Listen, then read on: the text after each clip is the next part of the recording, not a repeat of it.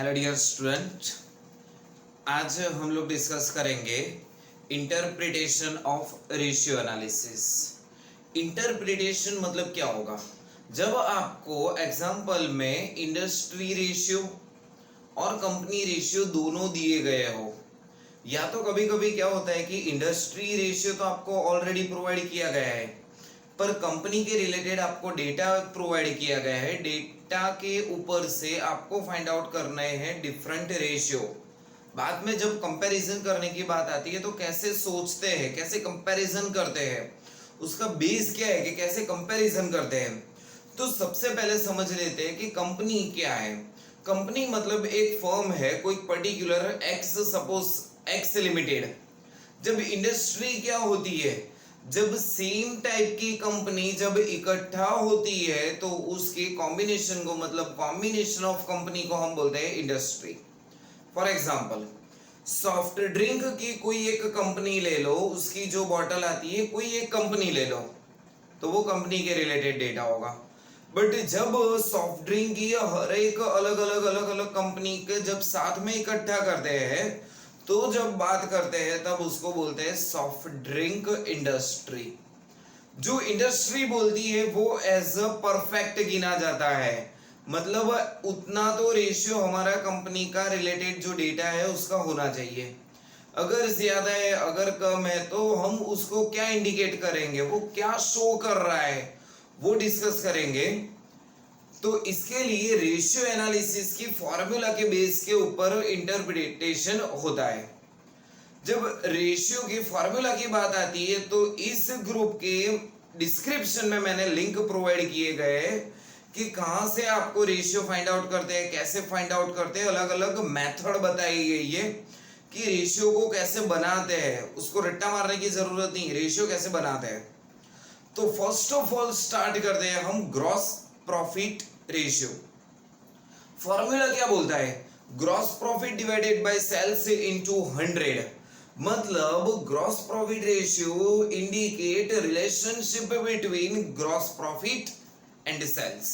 यहां तक तो क्लियर है, चलो कि ग्रॉस प्रॉफिट रेशियो में ग्रॉस प्रॉफिट और सेल्स के बीच में रिलेशन इंडिकेट किया जाता है। बट ये क्या शो करता है? अगर हमारा, मैं यहाँ पे जो भी डिस्कस करूंगा, अगर इंडस्ट्री से हमारा रेशियो हायर है, उससे ज्यादा है, हमारे पास रेशियो हायर आया है, तो क्या इंटरप्रिटेशन होगा वो यहाँ पे मैं आपको डिस्कस करूंगा। उसके ऑपोजिट साइड पे देखने जाए, मतलब इंडस्ट्री से अगर सर कंपनी का रेशियो कम आया तो कैसे लिखेंगे?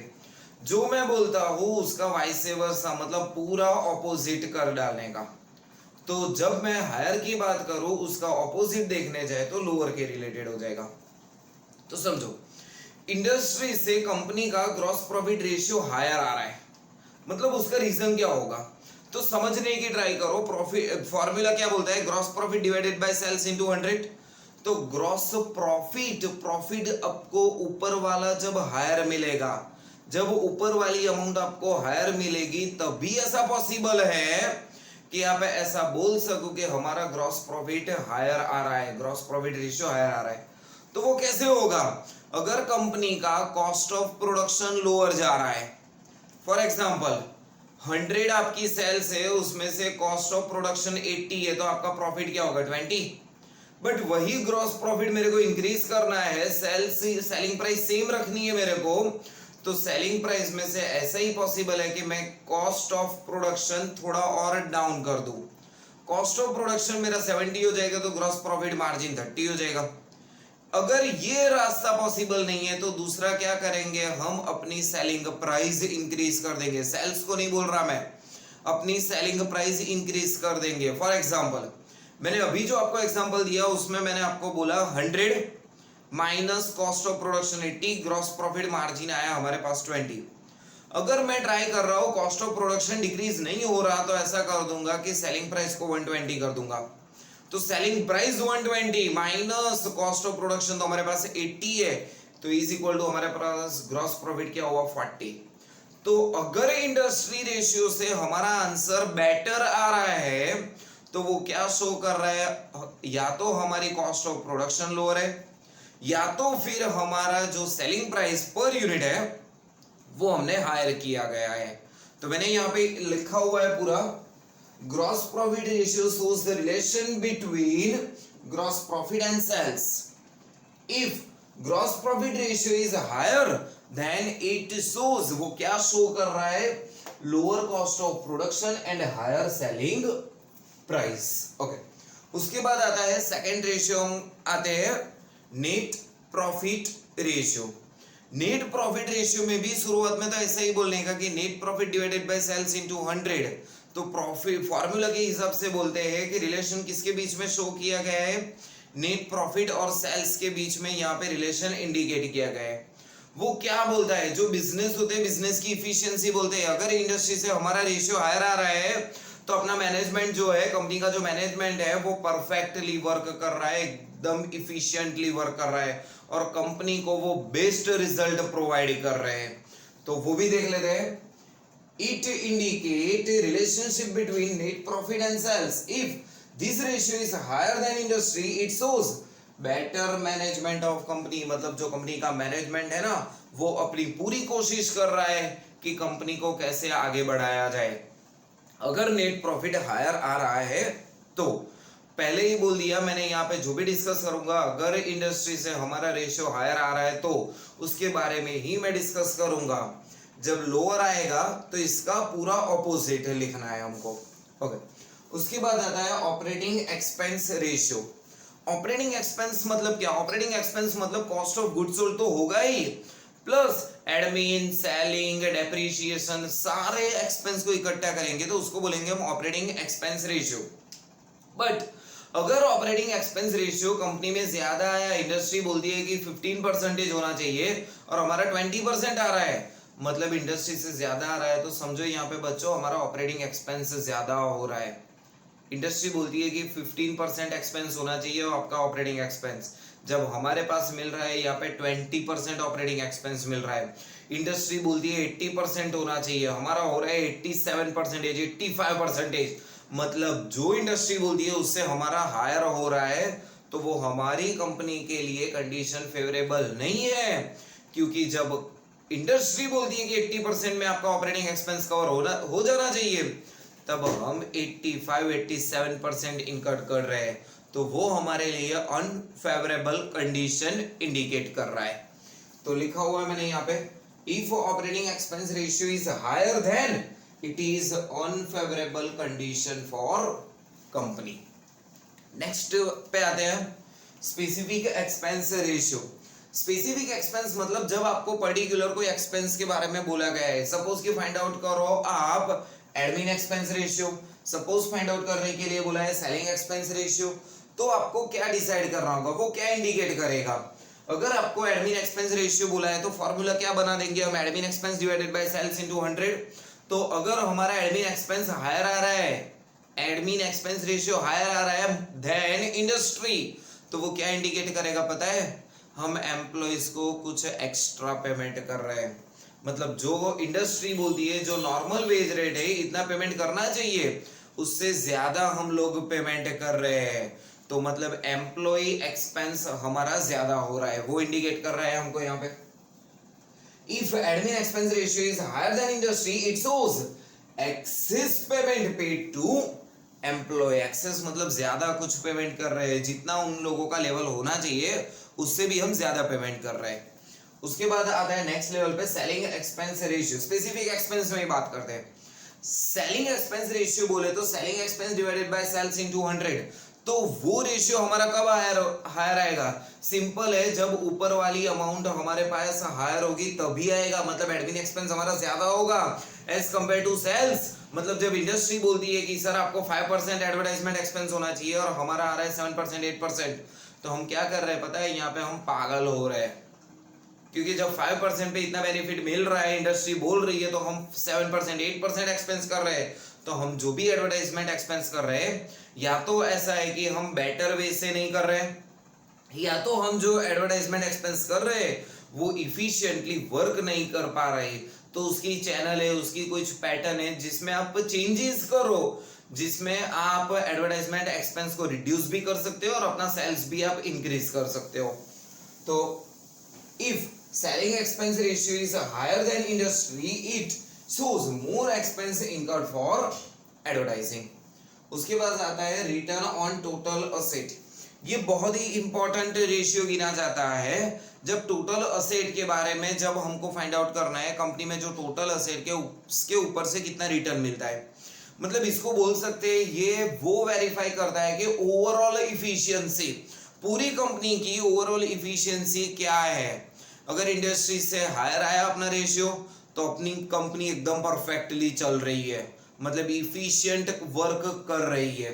तो यहाँ पे क्या इंडिकेट किया गया है देखो, तो one of the important ratio for knowing overall efficiency of firm, overall efficiency firm देखने के लिए ये बहुत ही इंपॉर्टेंट रेशियो है। If return on total asset it's called ROTA, अगर हमारा return on total asset higher आ रहा है then management of company give a best result और बेटर रिजल्ट। हमारी कंपनी का मैनेजमेंट एक पूरी तरह से एकदम सही तरीके से काम कर रहा है, वो हम इजीली हम यहाँ पे डिस्क्राइब कर सकते हैं। नेक्स्ट लेवल पे चलते हैं, return on equity. Return on equity क्या बोलता है? रिटर्न ऑन इक्विटी की फॉर्मूला बोलता है profit after tax minus preference dividend divided by net worth. मतलब कि समझो कंपनी के ऑनर कौन है यहाँ पे, equity share holder. Equity share holder ने पैसे लगाए, वो सोच के बैठेंगे कि हमको जब प्रॉफिट होगा तब पैसे मिलेंगे, मतलब डिविडेंड मिलेगा। तो डिविडेंड कब आपको ज्यादा मिलेगा? जब आपका प्रॉफिट आफ्टर टैक्स हायर होगा, और उसमें से प्रेफरेंस को तो पेमेंट करना ही है, तो प्रेफरेंस डिविडेंड को पेमेंट कर लो, बाकी का जो बचा वो किसके लिए बचा? इक्विटी शेयर होल्डर के लिए। तो जब इक्विटी शेयर होल्डर देखने जाए तो इक्विटी शेयर होल्डर के लिए सबसे इंपॉर्टेंट रेशियो बन जाता है, वो सिर्फ इसी रेशियो को कॉन्सेंट्रेट करते हैं। क्यों? क्योंकि उन लोगों ने पैसे लगाए होते हैं और उनको उन पर डिविडेंड चाहिए, इनकम चाहिए, प्रॉफिट में पार्ट चाहिए। तो क्या बोलता है ratio? Return on equity is very important for equity share holder because in real sense they are the owner of company. मतलब रियल सेंस में देखने जाए तो कंपनी के ऑनर वही है, भले ही ना उसका control management board of director करे या कोई और करे, वो हमको लेना देना नहीं है, पर पैसे किसके लगे होते हैं? Only and only share holders के पैसे इन्वेस्ट होते हैं अंदर। If return on equity is higher than industry, मतलब इंडस्ट्री से अगर हमारा रेशियो हायर आ रहा है, share holder get a higher dividend. मतलब सिंपल अंडरस्टैंडिंग है कि शेयर होल्डर को पैसे ज्यादा मिलेंगे, डिविडेंड हायर मिलेगा and create a good image in the mind of share holder. और अगर हमारी कंपनी ने शेयर होल्डर को ज्यादा पेमेंट किया, ज्यादा डिविडेंड किया, तो ऑटोमेटिकली शेयर होल्डर और दूसरे जो पब्लिक है उनके दिमाग में हमारी कंपनी के लिए एक अच्छी इमेज क्रिएट होगी, वो गुडविल क्रिएट करेगा हमारी। तो ये होगा हमारे लिए बेनिफिट। क्या इंडिकेट करेगा? Return on equity. Return on equity is very important for equity share holder because in the real sense they are the owner of a company and they get a dividend from it। मतलब जो भी investment कर रहे हैं उसमें से उन लोगों को डिविडेंड मिलेगा। अगर डिविडेंड हायर मिल रहा है तो सिंपल सी अंडरस्टैंडिंग है, उन लोगों के दिमाग में ऑटोमेटिकली जो कंपनी के बारे में अच्छा होगा वही दिमाग में एक इमेज क्रिएट करेगा कि ये कंपनी बेस्ट है, पूरा एफर्ट लगा रही है प्रॉफिट इंक्रीज करने में, और प्रॉफिट इंक्रीज करके शेयर होल्डर में डिवाइड भी अच्छी तरह से कर रही है। ये हुआ हमारे पास 6 number return on equity. Return on equity के बाद हम चलते हैं अर्निंग पर शेयर, जिसे हम शॉर्ट में बोलते हैं ईपीएस। ईपीएस की फॉर्मूला क्या होती है? Profit after tax minus preference dividend divided by number of equity share. Simple understanding है, यहाँ पे पूछा है अर्निंग पर शेयर। पर शेयर मतलब एक शेयर पर आपको कितनी कमाई होती है। तो एक शेयर पर कमाई ढूंढने के लिए पहले टोटल कमाई देख लो। मतलब कमाई मतलब profit after tax minus preference dividend divided by number of equity share holder. तो ये रेशियो क्या बोलता है? EPS shows the earning of shareholder for a particular period।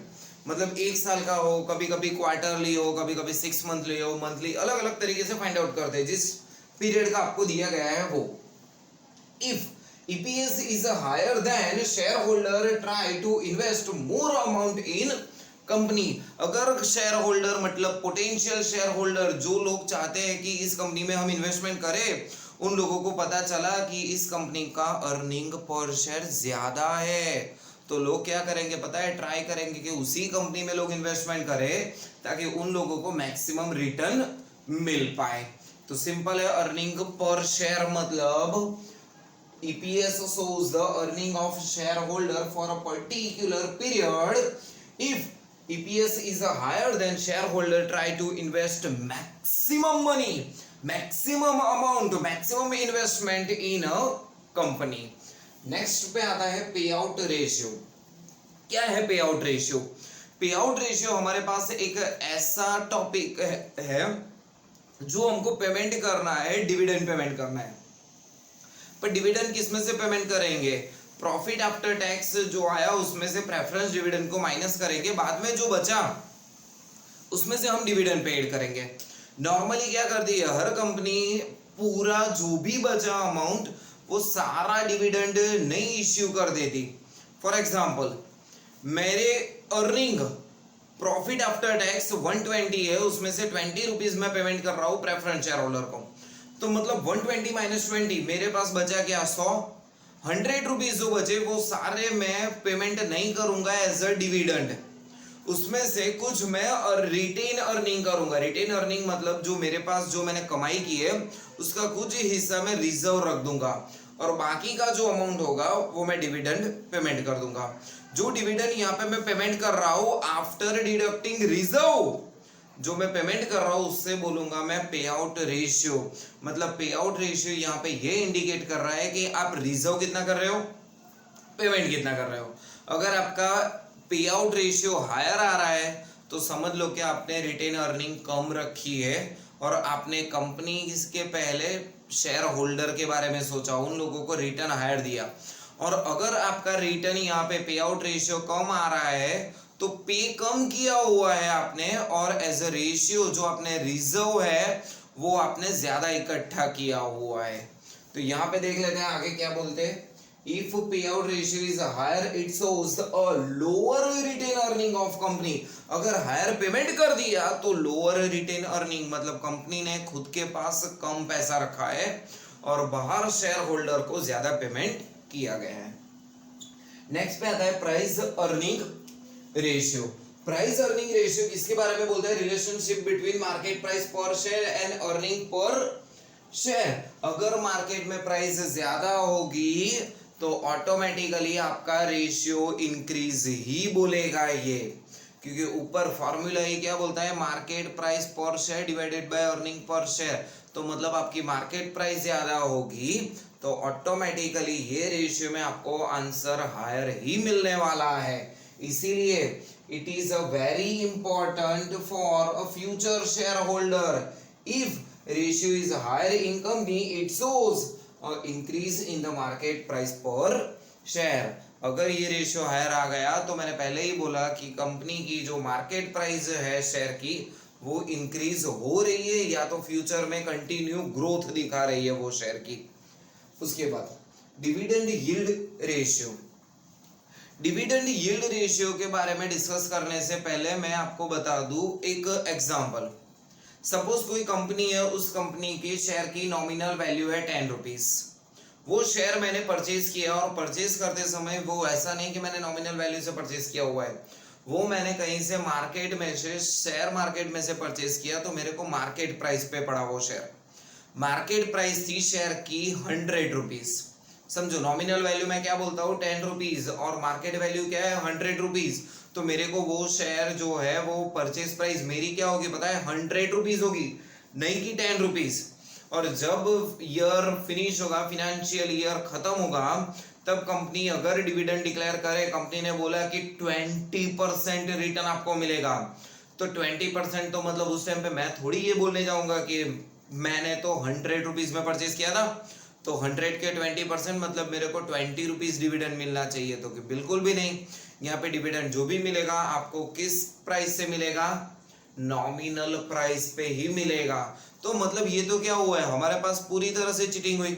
Investment कितना किया 100 रुपीज, मिला क्या 20%। किसका 20%? 100 का नहीं। सिर्फ और सिर्फ नॉमिनल वैल्यू, मतलब 10 का 20% मतलब 2 रुपीज मिला। तो इसके ऊपर से हम किसी और को ऐसा नहीं बोल सकते कि 20% मेरे को रिटर्न मिला, 20% नहीं बोल सकते इसको। 2 डिवाइडेड बाय 100 करो तब पता चलता है हमने तो 100 रुपीज इन्वेस्टमेंट किए जिसमें रिटर्न हमको सिर्फ 2 रुपये मिला, मतलब 2% ही हमारा यहाँ पे रिटर्न हो रहा है। तो यही रेशियो इंडिकेट कर रहा है हमारे पास डिविडेंड यील्ड रेशियो। तो इसकी वजह से फॉर्मूला भी कुछ इसकी ऐसी है, इक्विटी शेयर मतलब इक्विटी की जो डिविडेंड हो रहा है पर share divided by market price, market price से कंपेयर कर रहे हैं डिविडेंड को। नॉर्मली डिविडेंड दिया जाता है नॉमिनल प्राइस पे, बट यहाँ पे कंपेयर कर रहे हैं मार्केट प्राइस पे, क्योंकि हमने इन्वेस्टमेंट जो किया होगा वो मार्केट प्राइस पे इन्वेस्टमेंट किया होगा। तो देख लीजिए इसमें this ratio give the information about the dividend paid as compare to market price, market price के हिसाब से कंपेयर किया जाता है। If ratio is higher it shows better management of company and paying a more dividend, और dividend ज्यादा payment कर रहे हैं, कंपनी अपना पूरा एफर्ट्स लगा रही है अर्निंग करने के लिए, सेल्स बढ़ाने के लिए, मार्केट में इमेज क्रिएट करने के लिए, ये सब इंडिकेट कर रहे हैं। नेक्स्ट देखते हैं करंट रेशियो। करंट रेशियो की फॉर्मूला क्या बोलते हैं, current asset divided by current liability, मतलब यहाँ पे only and only short term asset और शॉर्ट टर्म लायबिलिटी को इंपॉर्टेंट दिया गया है। तो मतलब इसको हम ऐसा भी बोल सकते हैं, ये क्या इंडिकेट कर रहा है पता है, शॉर्ट टर्म सॉल्वेंसी, मतलब आप शॉर्ट टर्म पीरियड के लिए आप सॉल्वेंट हो कि नहीं हो। सॉल्वेंट मतलब अगर कोई छोटी मोटी अमाउंट अगर आपको इमरजेंसी में पेमेंट करनी पड़े तो क्या आप पेमेंट कर पाओगे या नहीं, ये इंडिकेट कर रहा है हमारे लिए यहाँ पे करंट रेशियो। तो देखते हैं current ratio indicate a short term solvency of company. कभी कभी क्या पता है एमसीक्यू में भी पूछ लेते हैं ये करंट रेशियो क्या इंडिकेट करता है, तो कि शॉर्ट टर्म सॉल्वेंसी इंडिकेट कर रहा है। If current ratio is higher it shows excess investment in current asset और लोअर करंट लायबिलिटीज। कैसे बोला सर आपने, ये फॉर्मूला क्या बोलता है, current asset divided by current liability. तो सिंपल अंडरस्टैंडिंग है, अगर आपका ये रेशियो हायर आ रहा है तो उसका मतलब क्या होगा पता है, आपने करंट असेट में कुछ एक्स्ट्रा इन्वेस्टमेंट किया गया है, या तो आपकी बिजनेस की करंट लायबिलिटी कम है। पर जो भी हो आपका रेशियो अगर हायर आया तो आप परफेक्ट चल रहे हो, कोई भी लायबिलिटी आई तो आप इजीली पेमेंट कर पाओगे। बट ये किस बारे में बोलता है, short term solvency, not for a long term. अभी आप शॉर्ट टर्म 1 साल तक तो कोई प्रॉब्लम नहीं है आपको, अगर कोई छोटा मोटा पेमेंट करना आया तो शॉर्ट टर्म सॉल्वेंसी के बारे में बोलता है करंट रेशियो अगर हायर आया तो excess investment in current asset और लोअर करंट लायबिलिटी। और अगर ऑपोजिट साइड पे देखा जाए, अगर ये रेशियो हमारा कम आए तो कम कैसे आएगा, ऊपर वाली अमाउंट हमारे पास कम होगी, ऊपर वाली मतलब करंट असेट हमारे पास कम होगी, और करंट लायबिलिटी जब ज्यादा होती है बिजनेस में तो ये रेशियो कम आता है। नॉर्मली देखा जाए तो करंट रेशियो में स्टैंडर्ड क्या बोलते हैं पता है, 2:1। अगर हमारी करंट असेट 2 रुपीज है और करंट लायबिलिटी 1 रुपीज है, that's called a standard current ratio. Next quick ratio. Quick ratio मतलब वही है current asset divided by current liability, सिर्फ करंट असेट में से क्लोजिंग स्टॉक इन्वेंटरी को हम डिडक्ट कर देंगे, क्योंकि क्लोजिंग स्टॉक ऐसी है जो लिक्विड असेट में मोस्ट लिक्विड असेट नहीं है। हाँ हमारे लिए वो करंट असेट है, लेकिन एकदम परफेक्टली करंट असेट वो हमारे लिए नहीं गिनी जाती।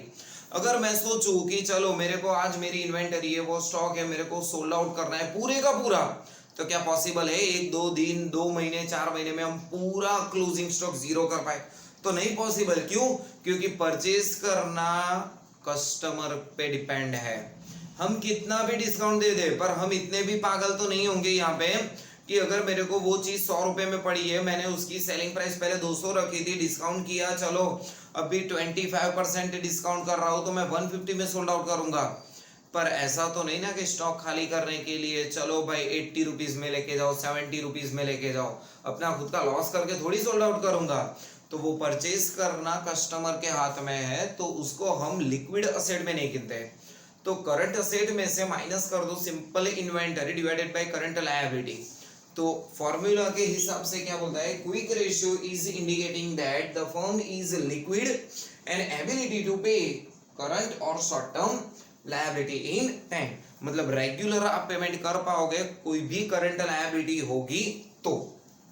यहाँ पे मैंने ऑपोजिट की भी बात की है थोड़ी, इफ रेशियो इज लोअर, अगर हमारा रेशियो लोअर आया तो it shows sometime company do not pay the current liability at a regular time. अगर हमारा रेशियो कम आया तो समझ लो हम अपनी जो करंट लायबिलिटी है वो रेगुलरली पेमेंट नहीं कर पा रहे, उसमें कुछ ना कुछ दिक्कत हो रही है, हमारे पास से इनफ्लो नहीं आ रहा और करंट लायबिलिटी जो लायबिलिटी है वो पेमेंट करना ड्यू हो जाती है, क्योंकि हम कलेक्ट ही नहीं कर पा रहे किसी के पास से, हमारी पास करंट असेट ही नहीं है जहां से हम पैसे इकट्ठा कर पाए, तो पेमेंट कैसे करेंगे।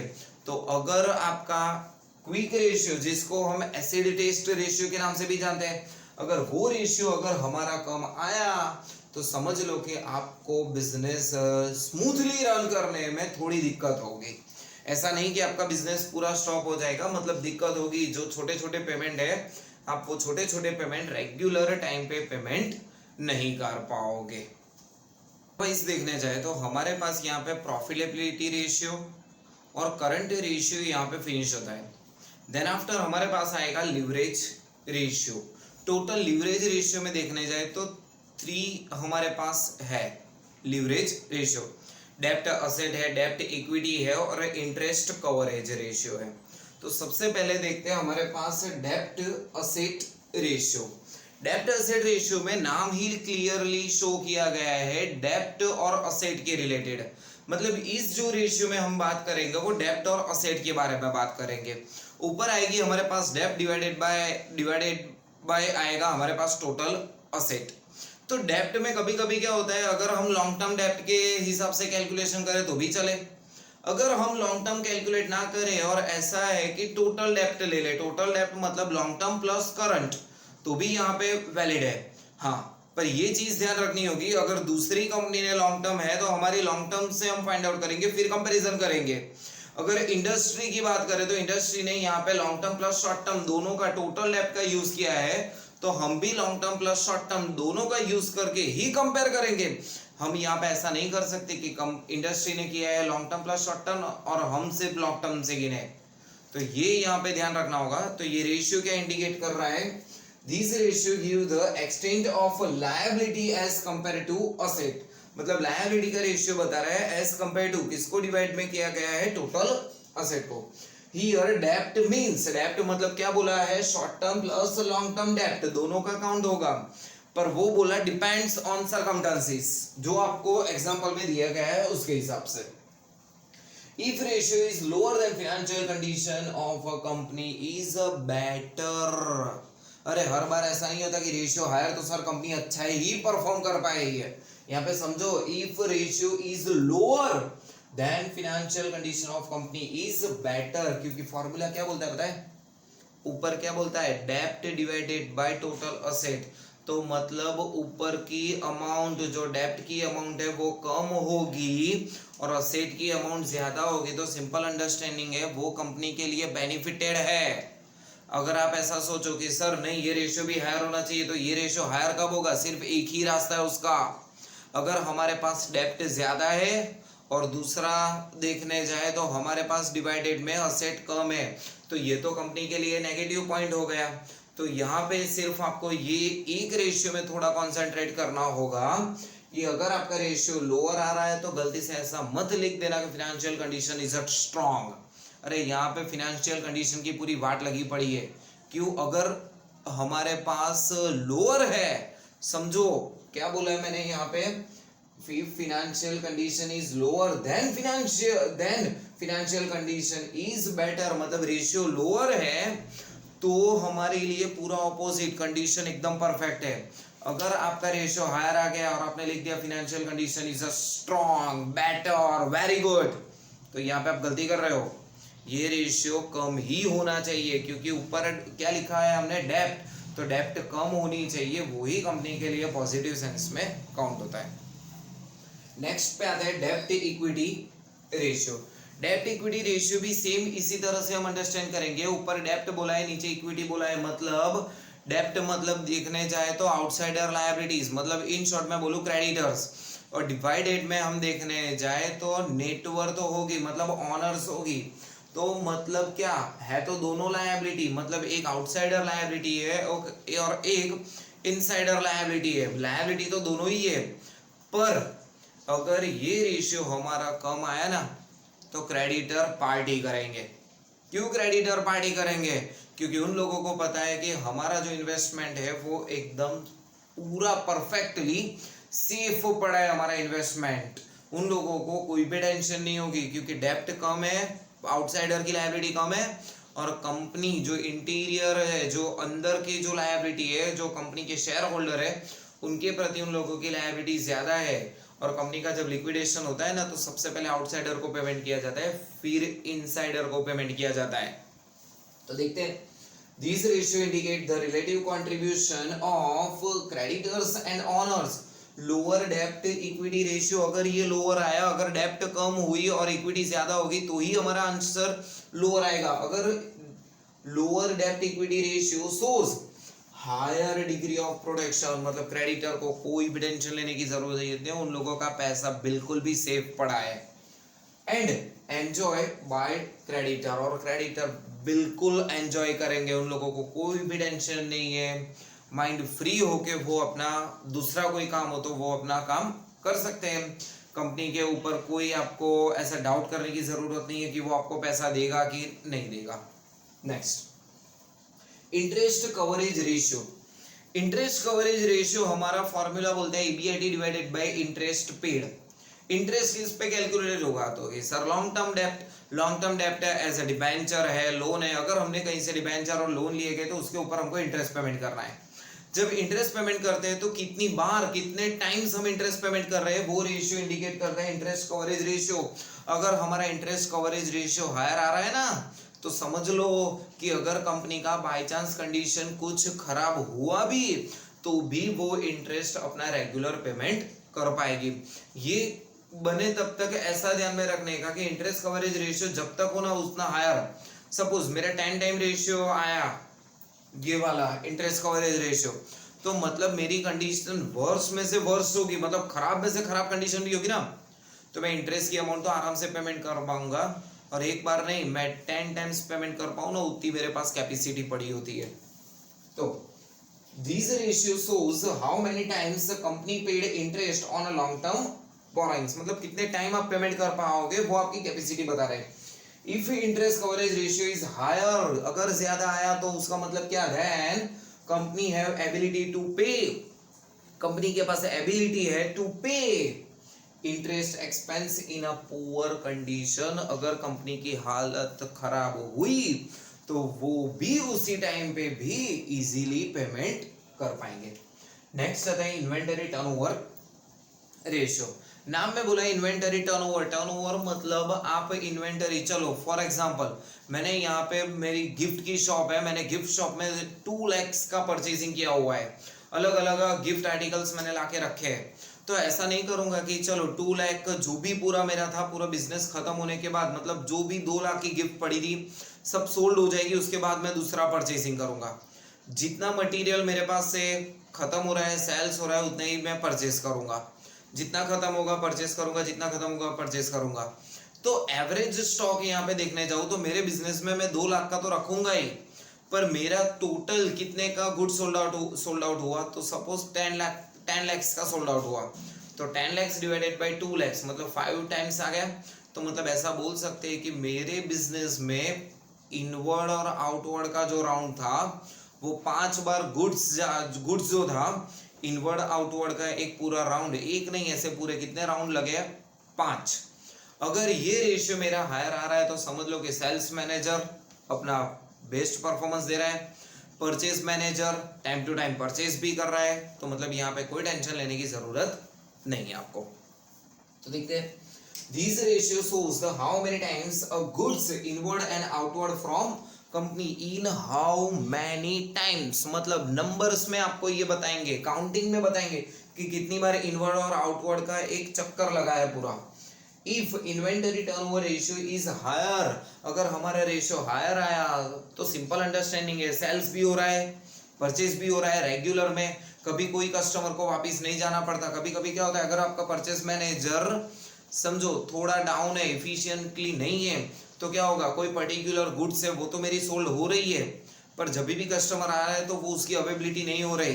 क्यों? क्योंकि परचेज मैनेजर इफिशिएंटली वर्क ना करे तो ये प्रॉब्लम होगा कि आपके पास properly at the time goods available नहीं होगा और कस्टमर वहां से डिससेटिस्फेक्शन होके जाएगा और आपके कंपनी और आपके फर्म के बारे में नेगेटिव इम्पैक्ट पड़ेगा। तो मतलब अगर ये रेशियो हायर है तो समझ लो it indicate sales manager and purchase manager work efficiently, मतलब परचेज और सेल्स मैनेजर दोनों ही अपना वर्क पूरी ईमानदारी से अदा कर रहे हैं। चलो नेक्स्ट पे चलते हैं एवरेज कलेक्शन पीरियड। पर एवरेज कलेक्शन पीरियड से पहले समझ लेना पड़ेगा हमको debtor turnover ratio. Debtor turnover ratio, debtor कब क्रिएट होता है? जब हम क्रेडिट सेल्स करते हैं। जब क्रेडिट सेल्स को डिवाइडेड हम कर देंगे एवरेज डेटर तो हमको मिल जाएगा debtor turnover ratio.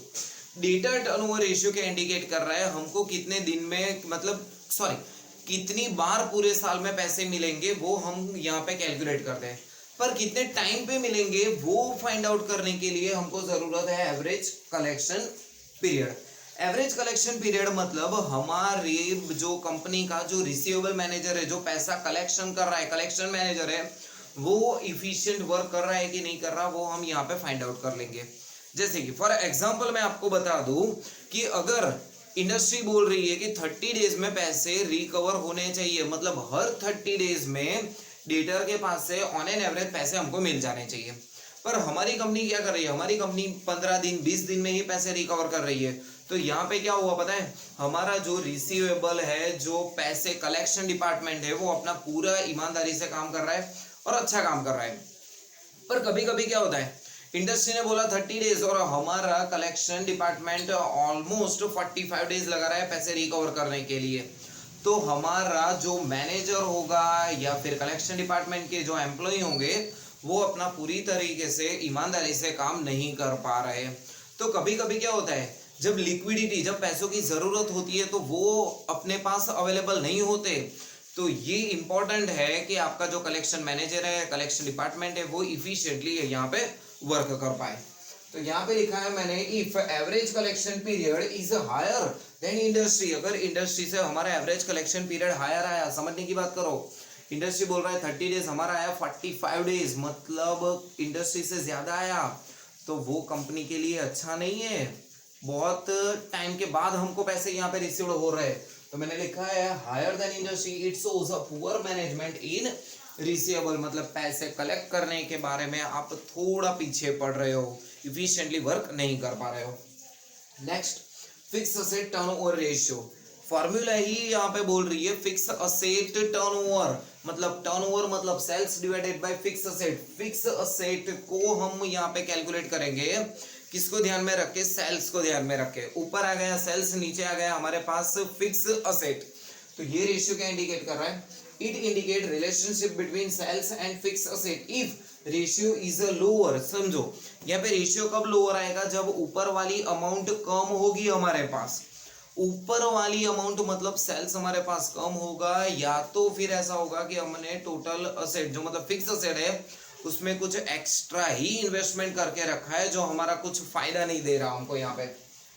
If ratio is lower it shows a higher investment in fix asset और लोअर सेल्स वॉल्यूम, या तो हमारा सेल्स कम हो रहा है या तो हमने इन्वेस्टमेंट ज्यादा किया गया है।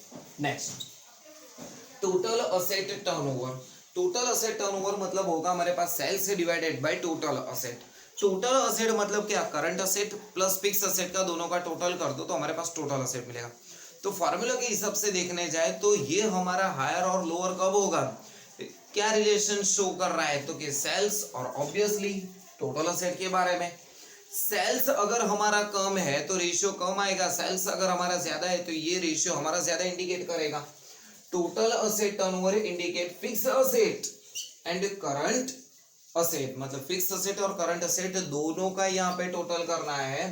इफ रेशियो इज लोअर, अगर हमारा रेशियो लोअर आ रहा है then it indicate lower sales, वो पहले ही समझा दिया, हमारा सेल्स लोअर होगा, और maybe excess investment in asset, या तो हमने असेट में कुछ ज्यादा पैसे इन्वेस्टमेंट किए होंगे। तो यहाँ पे होगा पूरा इंटरप्रिटेशन की कैसे लिखते हैं। पर ये जो भी मैंने कमेंट में लिखा है ना, वो तो सिर्फ एक कमेंट की बात हुई। जब इंटरप्रिटेशन की बात आती है तो पूरे 3 कमेंट लिखने होते हैं। 3 कमेंट मतलब क्या? कॉलम कैसे बनाने के आपको, first of all serial number, चलो फर्स्ट लिख दिया, ग्रॉस प्रॉफिट रेशियो, इंडस्ट्री का आंसर दिया गया है, कंपनी का दिया गया है तो लिख दो, नहीं दिया गया है तो कंपनी का डेटा होगा, कंपनी के डेटा के ऊपर से आपको gross profit ratio find out करना है। बाद में इंटरप्रिटेशन का एक बहुत ही बड़ा कॉलम बना दो जिसमें आपको 3 कमेंट लिखने ही है। फर्स्ट कमेंट में आप क्या लिख दोगे, तो फर्स्ट कमेंट में क्या बोल रहा है, ग्रॉस प्रॉफिट रेशियो हमारा क्या इंडिकेट कर रहा है, सबसे पहले वो बता दो कि sir gross profit ratio shows the relationship between gross profit and sales, ये वो सब। दूसरे में बता दो हमारा इंडस्ट्री रेशियो से कंपनी का रेशियो हायर है या लोअर, सेकंड पॉइंट में ये शो कर दो। और थर्ड पॉइंट में हम क्या शो करेंगे, अगर हमारा इंडस्ट्री से हायर है तो क्यों हायर है, हमारा कॉस्ट ऑफ प्रोडक्शन लोअर होगा या तो सेलिंग प्राइस हमारी हायर होगी, अगर कम है तो क्यों कम है वो रीजन लिख दो। तो मतलब एग्जांपल करने की पैटर्न क्या हुई, हमको यहाँ पे 3 पॉइंट कवर करने हैं। सबसे पहले वो क्या इंडिकेट या क्या शो कर रहा है, सबसे पहले वो कमेंट। सेकंड कमेंट में हम क्या लिख देंगे, इंडस्ट्री से हमारा कंपनी का रेशियो हायर है या लोअर, वो लिख देंगे। और थर्ड लेवल पे हम लिख देंगे उसका रीजन, क्यों हमारा हायर और लोअर आ रहा है, उसका रीजन यहाँ पे लिखना पड़ता है।